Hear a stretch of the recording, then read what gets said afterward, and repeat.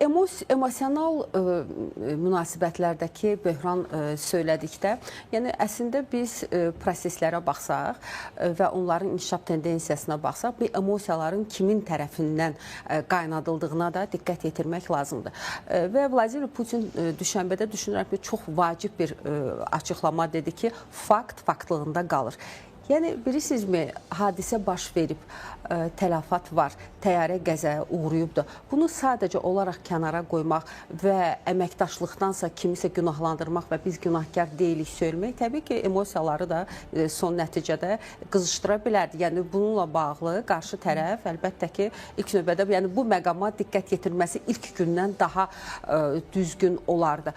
Amma yəni, üstündən aylar keçib, bir ilə yaxındır ki, bu faciə baş veribdir və ondan sonra düşünürük ki, Rusiya tərəfində əgər belə bir yəqinlik yaranıbsa ki, faciə Rusiya səmasında baş verdiyi üçün bu məsələyə istintaq obyektiv qiymət verməlidir və bundan sonra gəlinəcək nəticədən sonra kompensasiyaların ödənilməsi həm qəzada baş verən şəxslərə, eyni zamanda dövlətlər arası münasibətlərdə də bilirsiniz ki, burada artıq Azalın təyyarəsinin vurulmasından söhbət gedir ki, Azal şirkət olaraq buna kompensasiya tələb edəcək və bu kimi yəni məsələlərin yerinə qoyulması əslində bu çox ədalətli addım olacaq və təbii ki, bundan sonraki proseslər nə cür inkişaf edəcək, bu yenə də istintaqın nəticələrinin icrasından düşünürəm ki, asılı olacaqdır. Yəni bu hələ ki bir vəd mərhələsidir. Vəddən sonra biz icraatı da nəzər yetirəcəyik ki, doğrudan da obyektiv şəkildə cəzalandırıldı, təzminatlar ödənildi, o tələblərə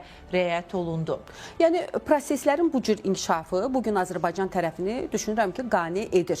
Yəni Rusiyanın ali şəxsi tərəfindən, ali belə deyə rəhbəri tərəfindən artıq belə bir tapşırıq verildiyi, bu məsələnin şəxsi nəzarətində olduğunu və Azərbaycan prezidenti də bunu məmnunluqla qarşıladı ki, Rusiya prezidenti bunu özünün nəzarəti altında olduğunu bildirir. Yəni bu bizdə məsələnin obyektiv olaraq araşdırılması ilə bağlı da bir yəqinlik yaradır.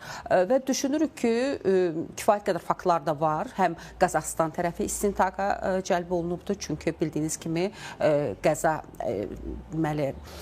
qalıqları həmin o təyyarənin Qazaxıstan ərazisində olubdur və bu məsələ ilə bağlı məhz üç tərəfli qaydada obyektiv şəkildə istintaqın aparılmasından sonra, yəni Rusiya tərəfi artıq belə deyək, söz verir və üzərinə götürür o məsuliyyəti ki, istintaqdan sonra ortaya çıxacaq bütün hüquqi məsələlərin həll olunması üçün zəmanət verir.